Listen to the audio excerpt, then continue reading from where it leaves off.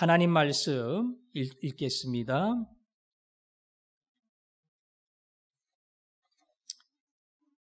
사도행전 13장 1절부터 3절까지입니다. 안디옥 교회에 선지자들과 교사들이 있으니 곧 바나바와 니게르라 하는 시므온과 구레네 사람 루기오와 분봉왕 헤롯의 젖동생 마나엔과 및 사울이라. 주를 섬겨 금식할 때에 성령이 이르시되 내가 불러 시키는 일을 위하여 바나바와 사울을 따로 세우라 하시니 이에 금식하며 기도하고 두 사람에게 안수하여 보내니라. 아멘. 오늘은 제가 성경 본문에 관한 말씀을 많이 전할 텐데 그래서 재미가 없을 거예요. 예화를 이야기해야 귀에 쏙쏙 들어오는데 성경만 이야기하니까 딱딱하게 느껴질 겁니다. 그래서 더 정신을 차려서 귀를 기울여야 합니다. 40분 설교를 35분으로 줄였는데 제가 오늘 하다 보면 35분이 될런지 30분이 될런지 40분이 될런지 알 수가 없어요. 왜냐하면 시계가 꺼져서 제가 시간을 보면서 설교를 하는데 저게 몇 시인지 알 수가 없어서 제가 하는 데까지 설교를 할 겁니다. 제 스타일은 원래부터 짧게 하면 짧게 했지 길게 하는 그런 스타일이 아니기 때문에 여러분이 마음을 열고 잘 들으시면 말씀이 더 빠르게 쏙쏙 여러분의 귀와 머리에 들어갈 줄로 믿습니다. 이 땅에 세워진 처음 교회는 무슨 교회라고요? 예루살렘 교회입니다. 예루살렘 교회입니다. 우리 예수님이 내 교회를 세우리라 말씀하셨고 그 예루살렘에서 성령 충만을 받은 제자들이 복음을 선포할 때에 기적과 같은 역사, 하루 만에 수천 명의 사람들이 결단을 하고 예수께 나오고 요즘 같으면 등록을 하고 세례를 받는 그런 기적 같은 사건들이 벌어졌습니다. 한 번이 아니고요.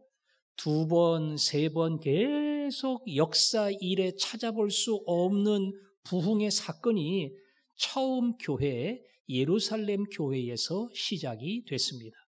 하나님은 교회가 처음 시작될 때에 특별한 은혜를 주셨고 그 교회가 부흥하는 그 놀라운 사건이 일반 상식과는 비교될 수 없는 엄청난 능력으로 나타나게 했습니다. 하지만 교회 부흥과 함께 교회 역사가 평탄하게 흘러간 건 아닙니다. 부흥과 함께 박해의 역사도 본격적으로 시작이 되었습니다. 복음을 싫어하고 예수가 메시아 구원자라는 사실에 반발하고 그리고 거부하는 많은 유대인과 세상은 그들의 전도를 받지 않고 받지 않을 뿐 아니라 박해를 했습니다. 따라서 복음 전하는 사람은 체포가 되고 매를 맞고 투옥이 되고 심지어는 죽음의 자리에 끌려가는 그런 극심한 희생까지 감당을 해야 했습니다. 드디어 초대교회 처음 순교자가 나오는데 그 순교자의 이름은 스데반입니다. 스데반이 목사게요, 장로게요, 집사게요? 스데반 집사입니다. 예루살렘은 예수님의 제자들이 있어요. 성령 충만을 받은 120명의 성도들이 있습니다. 거기 예수님의 제자들은 사도고 요즘 말하면 목사예요. 그런데 목사 중에 누가 순교한 사람 한 명도 없고 집사 중에 스데반이 순교를 했습니다. 하나님이 사도의 권위를 세우려면 이 사도가 먼저 순교의 반열에 들어가고 그 다음에 집사가 들어가고 이렇게 차례대로 들어가야 뭔가 맞을 것 같은데 목사는 순교하지 않고 집사가 먼저 순교하는 그러한 특이한 사건이 벌어졌습니다. 한 사람이 죽으면 이건 말 그대로 교회의 굉장한 사건이고 그 사회에서도 그야말로 흔치 않는 일이에요. 피를 흘리면 그 피를 흘림과 동시에 교회가 더 놀랍게 부흥이 되고 박해의 사건이 사라지고 교회의 새로운 미래가 열리는 것이 일반적인 사례인데 초대교회는 그러지 않았습니다. 사도행전 8장 1절에 보면 스데반의 박해 이후에 초대교회에 어떤 일이 생겼는가? 사울은 그가 죽임당함을 마땅히 여기더라. 자, 그건 끝내고 그 다음에 그날이 스데반이 박해한 날입니다. 박해당하고 죽은 날이에요. 그날부터 예루살렘에 있는 교회에 큰 박해가 있어. 사도 외에는 다 유대와 사마리아와 모든 땅으로 흩어지니라. 스데반이 죽은 다음에 박해가 더 심해졌어요. 믿는 사람을 잡아다가 가두고 때리고 잘못하면 죽을 수 있는 그런 위험한 상황이 점점 더 극에 달했습니다. 그래서 사람들이 사도 외에는 다 유대, 사마리아 모든 땅으로 흩어졌다. 왜 흩어졌어요? 박해가 크니까, 너무 힘드니까 종교의 자유를 찾아서 박해가 없는 땅으로 도망을 가고 이주를 한 겁니다. 그래서 유대 땅의 박해가 심해지니까 사마리아로, 또 사마리아를 넘어 국경을 넘어 외국 땅으로 그들의 거처를 옮긴 겁니다. 유대와 사마리아 많이 들어본 명칭의 짝이지요. 유대와 사마리아. 예수님이 승천하시기 전 제자들에게 마지막 명령을 남겼는데 오직 성령이 너희에게 임하시면 너희가 권능을 받고 예루살렘과 그 다음에 뭡니까? 유대와 사마리아와 땅끝까지 이르러 내 증인이 되리라. 여기 유대와 사마리아가 나옵니다. 예루살렘 교회로부터 시작이 됐지만 그것이 유대 지역에 머물지 않고 건너뛰어서 사마리아 그리고 땅끝까지 너희는 내 증인이 되리라. 예루살렘과 유대 지역에는 박해가 점점 심해졌습니다. 그래서 그들은 사마리아로 옮겨갔습니다. 사마리아 사람들은 정통 유대인이 아니에요. 종교적 자유가 어느 정도 보장이 되어 있습니다. 그 사마리아로 건너간 믿는 자들이 거기서 자유롭게 모였습니다. 예배를 드렸습니다. 그 다음에 뭐 했게요? 전도했습니다. 그 사마리아에 와서 본격적으로 전도한 사람은 빌립 집사입니다. 사도는 다 어디 갔다고요? 사도 외에는 다 흩어졌다. 사도는 예루살렘에 남아 있습니다. 박해가 심한 그 도시에 남아서 지하 교회를 지키는 그 위험한 일을 사도들이 했고 평신도들은 다 흩어졌어요. 종교의 자유, 신앙의 자유를 찾아서 다 흩어졌고 그중에 먼저 사마리아로 간 사람들이 모여서 예배하고 전도했고 그중에 빌립 집사를 통해서 사마리아에 예수를 믿고 구원받는 기적의 역사가 일어났습니다. 자, 그거로 끝나지 않습니다. 유대와 사마리아와 그 다음에 뭐라고요? 땅끝까지는 국경을 넘어서 이 말이에요. 국경을 넘어서. 사마리아 정도가 아니라 이스라엘 땅의 국경을 넘어서 외국 땅까지 그들은 도망을 갔고 거기서 믿음의 생활을 시작을 했습니다. 그 외국의 여러 지역에 도망을 갔는데 그 중에 한 곳이 안디옥이에요. 안디옥. 들어보셨어요? 안디옥. 이스라엘 땅이 있으면 그 위에 시리아가 있습니다. 그 시리아, 이스라엘과 가까운 지역에 안디옥이라는 도시가 있어요. 그 도시로까지 도망을 갔고 거기서 믿음 생활을 시작한 겁니다. 고향을 등지고 낯선 외국 땅에 와서 이 믿음을 지키려고 그들이 거기서 모여 예배할 때에 그들의 예배가 얼마나 감격스러웠겠어요. 또 얼마나 어찌 보면 간절했겠어요. 그들은 모여서 그렇게 뜨거운 예배를 드렸습니다. 그리고 뭐 했다고요? 전도합니다. 그들은 어디를 가든 예배하고 그 다음에 전도해요. 거기서도 전도했습니다. 근데 기억할 것은 이 사람들은 전도를 하기는 하지만 유대인들에게만 전도를 했어요. 외국 땅인데 거기 유대인들이 살아요. 수백 년 전부터 유대인들은 전 세계에 흩어져서 어느 도시에 가든 유대인들이 있고 유대인들이 모이는 회당이 있고 그래서 유대인들이 서로 공동체를 이루며 관계를 맺고 살아왔거든요. 안디옥의 유대인들에게 복음을 전했습니다. 그 유대인 외에는 예수를 믿을 수 있다고 생각하지 않았어요. 왜냐하면 유대인들만이 성경을 알고 하나님을 알기 때문에 성경이 약속한 메시아 구원자는 오직 유대인만 믿을 수 있다. 이렇게 생각을 해서 거기 가서 그쪽에 사는 유대인들에게 복음을 전했고 한 명, 두 명 예수를 믿는 사람들이 모이기 시작했습니다. 우리나라로 따지면 종교적 박해가 일제시대에 심해질 때에 하얼빈으로 블라디보스톡으로 이렇게 외지에 간 겁니다. 가서 교회 세웁니다. 그리고 거기 가서 조선족들에게 복음을 전하는 거예요. 딱 그 모습입니다. 근데 복음을 증거하다가 그 중에 어떤 사람이 이 동네 사는 현지인, 이 동네 본토인인 외국인 그 사람들도 복음을 들으면 변하지 않을까? 이런 기대 반으로 복음을 증거했어요. 믿었을까요? 안 믿었을까요? 믿었습니다. 기대 밖으로 예수 그리스도의 복음을 받아들이고 날 위해 죽은 예수의 십자가, 날 위해 부활한 예수 그리스도의 권능을 받아들이고 예수를 믿는 그런 기대 이상의 놀라운 성령의 열매를 그들이 본 겁니다. 얼마나 흥분을 했겠어요. 원래는 안 믿을 거로 알았습니다.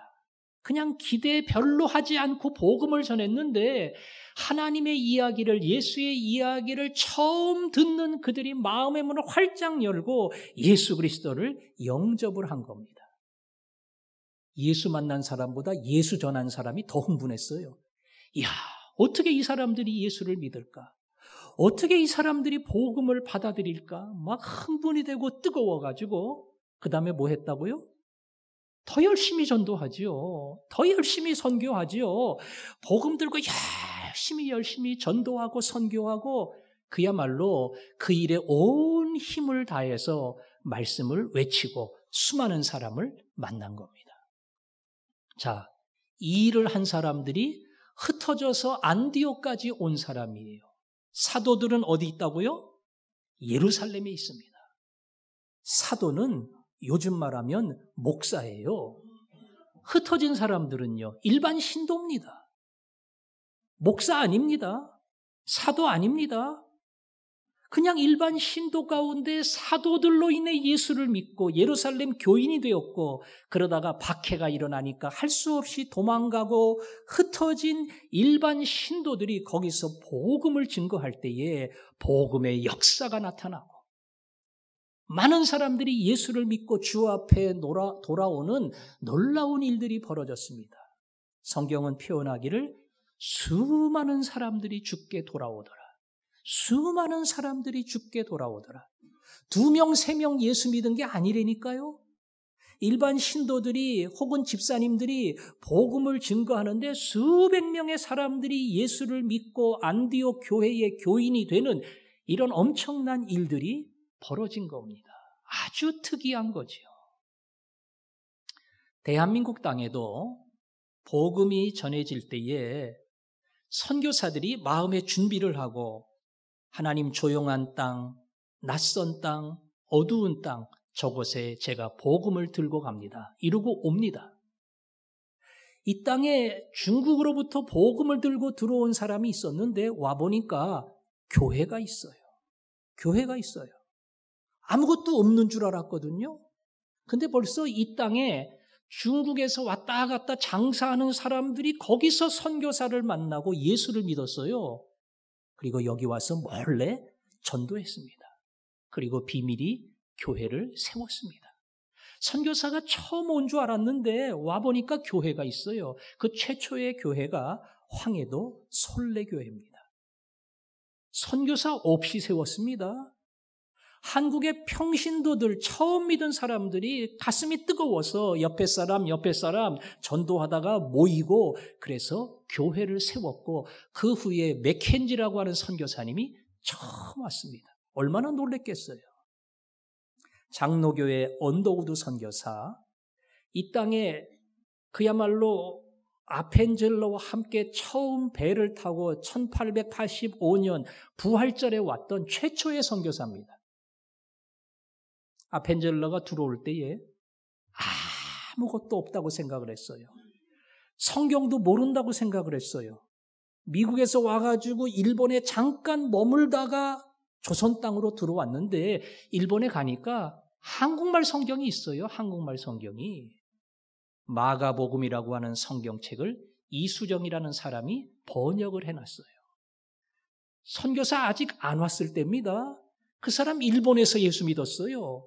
일본에서 예수 믿고 너무 마음이 간절해서 마가복음을 한국말로 다 번역해 온 거예요.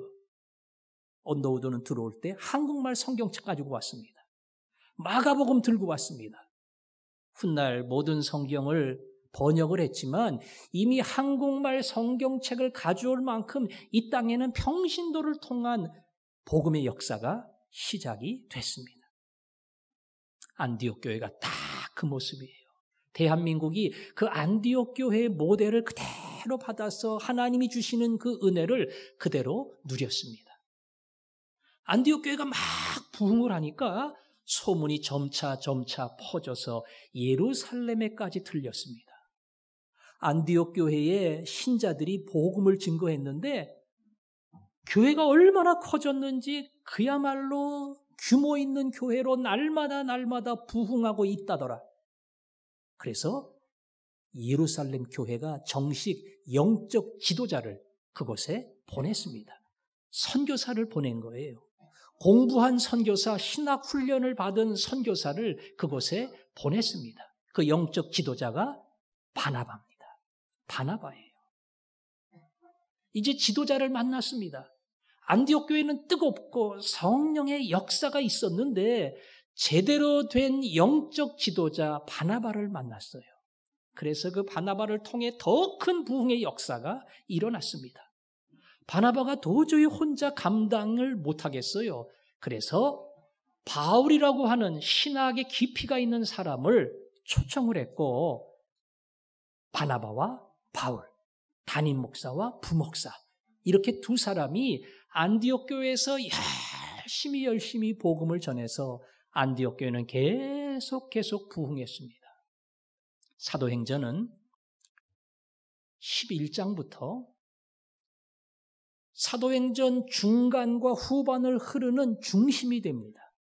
앞에는 어느 교회가 중심이었다고요? 예루살렘 교회가 중심입니다. 교회의 시작입니다. 그러나 그 교회의 모든 바톤을 안디옥 교회가 물려받습니다. 이 후반부에는 예루살렘 교회의 이야기는 거의 안 나와요. 안디옥 교회의 이야기, 그리고 안디옥 교회를 통해서 유대 사마리아가 아니라 땅끝까지 어떻게 복음이 증거되었는가 그 이야기가 끝장까지 쫙 전개가 됩니다. 하나님은 안디옥 교회를 그렇게 사용하셨습니다. 자, 오늘 읽은 성경 말씀에 보면 안디옥 교회의 지도자들이 나옵니다. 자, 원래 바나바 그리고 한 명 누가 있었다 그랬어요? 바울, 사울이 있었습니다. 그런데 이때만 해도 5명으로 늘었어요. 바나바 맨 끝에 및 사울이라 바울이 나오죠. 그 중간에 3명이 나옵니다. 바나바와 니게르라 하는 시므온과 구레네 사람 루기오와 분봉왕 헤롯의 젖동생 마나엔과 3명이 나오지요. 시므온, 루기오, 마나엔. 누가 지위가 높고 돈 있는 사람이에요? 당연히 마나엔이지요. 마나엔은 헤롯 왕의 동생입니다. 젖동생 한 거 보니까 이복 동생인 것 같은데 왕족입니다. 그 당시 뭐가 잘못되고 정계 개편이 일어나고 뭐 왕이 죽고 하면 이복 동생이 왕이 되는 수도 있어요. 아주 굉장한 위치에 있는 사람입니다. 이 사람이 안디옥 교회의 교인이 됐습니다. 그리고 얼마나 신앙생활을 열심히 했는지 안디옥 교회의 영적인 지도자가 됐습니다. 아주 귀한 일이죠. 돈 있는 사람 예수 못 믿는다? 지위가 높은 사람 잘 안 믿는다? 아니에요. 이 마나에는 세상에서도 지위가 높은 사람이었지만 열심히 예수를 믿어 안디옥 교회의 지도자가 됐습니다. 거꾸로 구레네 사람 루기오, 구레네는 북아프리카의 수단쯤으로 생각하면 됩니다. 가보지는 않았지만 이 나라의 사람들은 아랍 종족하고 약간 비슷해요. 백인도 아니고 흑인도 아니고 그렇게 약간 혼혈 비슷한 바로 거기 태생의 영적 지도자가 생긴 겁니다. 더 나아가 니게르라고 하는 시므온, 니게르는 니그로, 흑인이라고 하는 뜻과 같은 말로 해석을 합니다. 다시 말하면 아프리카 태생의 흑인이 안디옥 교회의 지도자가 된 겁니다. 굉장히 다양하죠? 예. 바나바와 같은 담임 목사로부터 시작을 해서 사회적 지위가 높은 사람, 흑인처럼 볼 것이 아무것도 없는 사람, 이 다양한 사람들이 안디옥 교회의 영적 지도자가 된 겁니다. 이제는 5명이 안디옥 교회를 이끌어갑니다. 담임 목사와 4명의 부목사가 있어요. 그 4명 중에 선임 부목사는 사울, 바울입니다. 그 다음에 나머지 3명은 그 이후에 온 사람이에요. 이 5명이 교회를 섬겨갑니다. 어느 날 간절히 금식하며 기도하다가 성령의 음성을 듣습니다. 성령이 말씀하시기를 내가 불러 시키는 일을 위하여 바나바와 사울을 따로 세우라. 2 사람을 세우래요. 성령이 시키는 일, 성령이 시키는 일은 땅끝까지 이르러 내 증인이 되라. 이 말씀, 이 부탁, 이 명령입니다. 그걸 위해서 2 사람을 세우라 그랬어요. 바나바, 바울 겸 사울. 2 사람한테 선교사로 안수하고 보내라는 뜻입니다. 담임 목사가 선교사로 간대요. 좋아요, 안 좋아요? 또 전임 부목사가 그 중에서도 선임인데 그분이 함께 간대요. 이건 2 사람에게도 적지 않은 희생이지만 교회도 걱정이에요.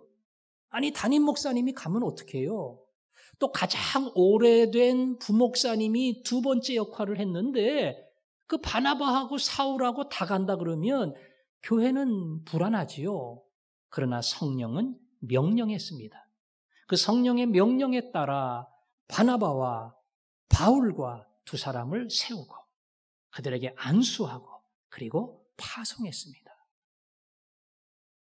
그 다음은 말 그대로 땅끝까지 복음이 퍼지는 세계 선교의 역사가 쫙 펼쳐집니다. 사도 바울의 1차, 2차, 3차 선교 여행이 그 다음에 나옵니다. 복음을 증거하고 1차가 다 끝나면 어디로 돌아와요? 안디옥으로 돌아옵니다. 왜? 안디옥에서 보냈거든요. 돌아와서 보고해야죠. 한 바퀴 돌면 안디옥으로 옵니다. 선교 보고 쫙 합니다. 2차 출발합니다. 쫙 돌고 어디로 와요? 안디옥으로 옵니다. 예루살렘으로 안 갑니다. 나를 파송하고 나를 안수해 보낸 안디옥으로 가서 선교 보고를 합니다. 예루살렘 교회는 시작이지만 안디옥 교회는 선교의 시작입니다. 하나님은 안디옥 교회를 그렇게 사용하셨어요. 그래서 3차를 통해 바울은 계속 복음을 증거했습니다. 바울이 복음을 증거할 때에 주로 터키 땅에 가서 많이 전도했어요. 그리고 터키 북부, 터키 동부, 더 나아가면 이란 땅, 거기서 더 가면 인도 땅, 동쪽으로 복음을 전하려고 하는 계획이 있었습니다. 근데 자꾸 길이 막혀요. 성령이 문을 안 열어주셔요. 바울은 고민도 많이 하고 왜 이렇게 문이 닫힐까? 왜 이렇게 어려울까? 그것 때문에 기도를 많이 했습니다. 그러다가 환상을 봤어요. 환상에 머리가 노릇노릇한 유럽 사람이 등장을 해서요. 바다 건너와서 나를 도와주십시오. 우리를 도와주십시오. 그렇게 간절한 마음으로 부탁을 하는 겁니다. 그 환상이 끝난 다음에 바울은 깨달았어요. 동쪽이 아니라 지중해를 건너 서쪽으로 유럽 땅으로 복음을 전하라고 하는 것이 성령의 뜻이구나. 그래서 반대 방향으로 배를 타고 유럽을 향해 갔고 빌립보를 시작으로 유럽 땅이 복음화되는 놀라운 사건이 시작이 된 겁니다. 마지막 바울은 로마에서 순교하기까지 그 땅에 복음을 심었습니다. 왜 유럽 대륙이 기독교 대륙, 기독교 국가가 됐습니까? 사도 바울부터 시작한 겁니다. 사도 바울이 동쪽으로 갔으면 터키가, 어찌 보면 이란이 쭉쭉 갔으면 대한민국 땅에 복음이 더 먼저 왔을런지 몰라요. 그러나 하나님은 무슨 이유인지 알 수 없지만 그들로 하여금 유럽으로 가게 했고, 유럽이 예수를 믿는 하나님의 나라 그리고 기독교 대륙이 되도록 만들었습니다. 그리고 유럽 대륙에서 수많은 제2의 바울, 제3의 바울이 선교사가 되어서 세계 각국으로 흩어진 겁니다. 500년, 600년이 지나가면서 아메리카로 수많은 선교사들이 갔고요. 아프리카로, 또 몇몇 사람들은 아시아로 세계 각국을 향해 복음을 들고 갔습니다. 대한민국 땅은 말씀드린 것처럼 지금으로부터 한 150년 전에 미국에서 그리고 카나다에서 이미 유럽으로부터 복음을 받아서 하나님을 믿는 수많은 교회와 믿는 자들이 또 다른 복음의 빛을 가지고 대한민국 땅을 향해 출발을 했고, 그래서 카나다, 미국, 호주 이런 많은 사람들의 선교사를 통해 대한민국 땅에 교회가 세워지기 시작했습니다. 그들이 대한민국 땅에 올 때는 말 그대로 150년 전이니까 지금하고는 많이 달라요. 모든 걸 포기해야 됩니다. 자국 땅에 있으면 문화도 여러 가지 살아가는 삶의 수준도 위생도 병원도 다 하늘과 땅 차이예요. 거기서 편안히 살 수 있어요. 심지어는 교수 자격증을 가지고 가르쳤던 사람도 있고 많은 실력 있는 의사들도 있었습니다. 그거 다 포기하고 왔습니다. 그리고 복음을 전했습니다. 왜 그랬어요? 복음의 빚진 자니까. 그 옛날 유럽에서부터 시작해서 모든 걸 버리고 복음을 들고 이 땅에 왔던 그 신앙의 선배들의 그 희생을 알기 때문에 복음의 빚진 자로 그 복음 들고 조선 땅으로 온 겁니다. 조선 땅은 그 이후에 기적 같은 부흥을 경험합니다. 예루살렘 교회가, 안디옥 교회가 경험했던 것처럼 조선 땅에 복음의 놀라운 부흥의 역사가 일어나서 한 50년, 60년 아니에요. 사실은 일제시대 때부터 시작을 해서 6.25 전쟁을 치르면서도 이 복음의 강력한 역사가 대한민국을 흔들었고, 오늘날 대한민국의 3분의 1이 명목상이라도 기독교 신자라고 말할 만큼 이 땅엔 어디 가나 예배당이 있습니다. 대한민국만큼 예배당이 많은 나라 세상에 없어요. 예. 어디 가도 그냥 지나가다가 보면 다 십자가입니다. 웬만한 조그만 마을에도 다 십자가입니다. 대한민국 사람은 미국에 가도 한국 사람 만나려면 예배당 가야 돼요. 예. 그럴 만큼 중국 사람은 식당 열고 일본 사람은 비즈니스하고 대한민국 사람은 예배당 세운다니까요. 그럴 정도로 대한민국 사람이 이 복음의 은혜를 많이 받았어요. 그리고 이만큼 성장했습니다. 자, 이제 성령이 우리에게 요구하시는 건 뭡니까? 복음의 빚진 자로 너희도 이 빚을 갚아라. 성령이 우리에게 요구하십니다. 그래서 대한민국 땅은 이 은혜를 갚기 위하여 선교사를 보내기 시작했고요. 지금 전 세계에 2만여 명의 선교사들이 복음을 들고 헌신하고 있습니다. 물론 지금은 100년, 200년 전만큼 위험한 시대는 아니에요. 그리고 언제든지 비행기 타고 고국에 들어올 수도 있어요. 그러나 자기 한평생을 외지에서 복음을 들고 싸운다고 하는 것은 하나님 앞에 큰 헌신이지요. 그들을 통해서 세계 도처에 복음이 전파됩니다. 그 대한민국의 교회 중에 하나가 화전중앙교회입니다. 화전중앙교회가 올해로 54년이 됐습니다. 이 대한민국의 교회가 선교의 빚진 교회라면 화전중앙교회도 똑같습니다. 선교의 빚을 진 교회입니다.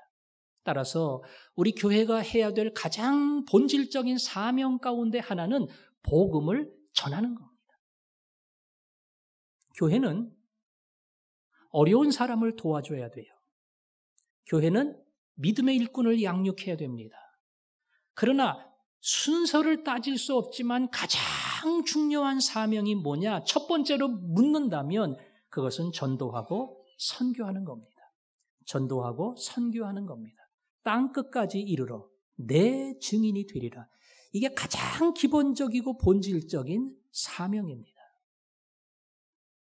우리 교회는 그 부담을 가지고 있습니다. 내 교회를 세우리라. 내 교회를 세우는 가장 중요한 축 가운데 하나가 복음 들고 전하는 겁니다. 우리 교회는 김대건 선교사님 부부, 백상호 선교사님 부부, 김소영 선교사님 이렇게 두 가정과 싱글 한 분을 파송했습니다. 그리고 9가정을 협력 선교합니다. 국내는 16단체나 개인을 후원하고 있습니다. 또 이 교회에서 말씀을 증거하는 교역자들을 우리는 기도와 물질로 후원합니다. 1년 예산의 절반이 다 이들에게 들어갑니다. 아마 잘 모르셨을 거예요. 우리가 헌금하고 우리가 선교를 위해서 애썼던 모든 것이 절반 정도는 이들에게 들어가요. 그거는 뭐 우리 교회뿐만이 아닐 겁니다. 많은 교회들이 그렇게 할 겁니다. 그건 다시 말하면 교회의 가장 중요한 사명이 복음을 증거하는 것이다. 이거를 단편적으로 보여주는 겁니다. 아니 죽어가는 사람 살리는데 그것보다 더 중요한 일이 뭐가 있겠어요? 죽어가는 사람 살리는 거야말로 가장 중요하고 가장 우선돼야 되고 뒤로 돌이킬 수 없는 가장 선별적으로 시작해야 되는 일이 바로 그겁니다. 그래서 우리는 그 일을 위해 기도에 부담을 갖습니다. 물질에 부담을 갖습니다. 우리 4가지 목표 가운데 하나가 보내는 선교 그리고 가는 선교입니다. 말씀드렸죠? 여러분도 선교사입니다. 선교에 위대한 헌신을 했던 사람들이 천국 가서 상 받지만 우리도 똑같은 상 받는다니까요. 우리도 그 일에 동참했습니다. 여러분이 기도해 주지 않으면, 여러분이 마음을 모으고 후원해 주지 않으면 선교 못해요. 아무것도 못합니다. 저는 지금도 수많은 선교사님들이, 수많은 단체가 전화하고 때로는 찾아오고 그거 왜 그러는 겁니까? 기도해달라 그러는 거예요. 더 나아가면 물질로 후원해달라는 겁니다. 그거 없이는 절대 못해요. 여러분의 기도와 여러분이 힘을 안 쓰면 선교는 아무것도 이루어지지 않습니다. 그래서 여러분이 동참할 때마다 하나님 저도 선교사입니다. 저도 선교에 동참합니다. 그 선교의 상급을 주시는 그날 저도 그 상급에 함께 서 있을 겁니다. 이게 우리가 가져야 될 어찌 보면 영적 자부심입니다. 나도 선교사입니다. 우리 교회는 앞으로도 이 길을 향해 달려갈 겁니다. 그래서 여러분에게 계속 메시지를 전하고 기도하도록 후원하도록 여러분에게 요청을 하고 그 요청이 전혀 미안하지 않을 만큼 주님이 저에게 여러분에게 주신 사명이고 여러분이 비록 옆에 사람을 전도하는 일에는 열매가 없는 것처럼 보이지만 여러분의 삶이 전도가 되고 여러분의 기도가, 여러분의 후원이 이미 이국 땅에서 복음을 증거하고 열매를 맺는 그 놀라운 일에 걸음이 되는 겁니다. 앞으로도 우리 교회는 이 일에 힘을 쓸 겁니다. 언더우드가 이 땅에 왔을 때 무슨 1000명, 2000명이 확 광장에 모여서 회개하고 이런 거 없었어요. 한 명 전도하는 게 그렇게 힘들었습니다. 그 한 명이 2명이 되고 2명이 20명이 되고 벌써 언더우드가 교회를 몇 개 세웠나 몰라요. 우리 같은 시찰 안에 행주교회도 언더우드 선교사가 세웠어요. 그 작은 데서부터 복음이 점점 넓혀지고 커지고 그래서 한 가족이, 한 마을이, 한 민족이 주 앞에 돌아오는 위대한 역사가 일어난 겁니다. 저는 언더우드가 하늘나라에서 우리를 보면서 얼마나 기뻐했을까 그런 생각을 합니다. 아마 고마워할 정도로 기뻐했을 겁니다. 자기가 복음의 씨를 뿌렸는데 세상에 이렇게 될 줄 몰랐거든요. 이렇게 될 줄 몰랐어요. 중국, 일본은 벌써 수백 년 전부터 전도했는데 아직 그 모양 그 꼴이에요.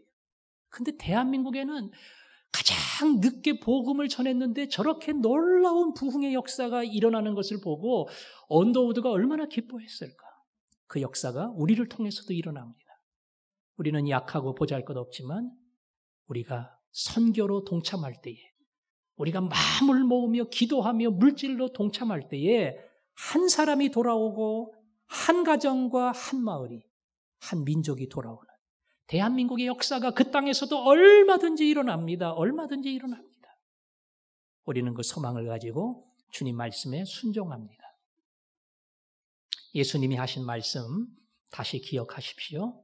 오직 성령이 너희에게 임하시면 너희가 권능을 받고 예루살렘과 너희 집에서부터 시작이다 유대와 옆에 이웃 사람들, 그 다음에 사마리아와 더 넓은 지역 땅끝까지 이르러 내 증인이 되라 그랬습니까? 되리라.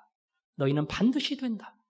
예수를 믿고 구원의 확신이 있고 기쁨이 있고 감사가 있으면 아니 죽어가는데 내가 약 가지고 있는데 어떻게 모른 척하냐. 그 약 줘야 될 거 아니야. 그러니까 너희들 반드시 증인된다고 하는 내 말을 기억하고 약을 주는 사람, 약 주는 사람을 뒤에서 도와가지고 약 만드는 사람, 기도해 주는 사람, 후원하는 사람 되라. 성령이 우리를 향해서 말씀하십니다. 이 말씀 앞에 아멘 하는 사람. 그래서 화전중앙교회가 교회의 본질적 사명을 감당하는 내 교회를 세우리라, 내 교회를 세우리라. 주님이 기뻐하시는 교회가 되기를 주의 이름으로 축원합니다. 우리가 그런 마음을 가지고 세상 모든 민족이 구원을 얻기까지 물이 바다 덮음같이 온 바다에 물이 가득한 것처럼 여호와의 영광을 아는 구원의 역사가 우리를 통해 일어나기를 원합니다. 화전중앙교회가 제가 이 일에 순종하기를 원합니다. 하나님, 우리를 그렇게 사용하여 주옵소서. 우리 그 마음의 소원을 담아서 함께 찬양합니다.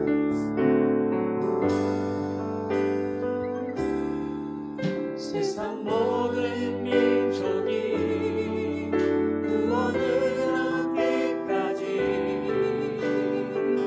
쉬지 않으시는 하나님, 주의 심장 가지고 우리 이제 일어나 주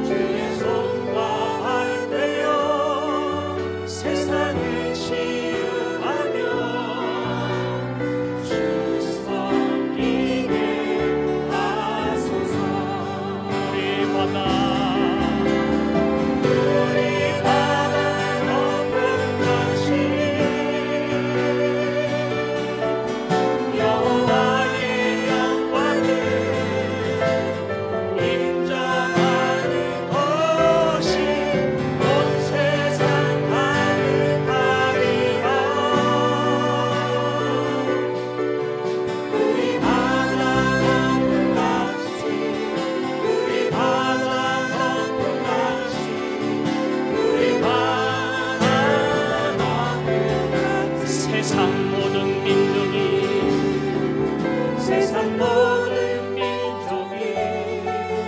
구원을 얻기까지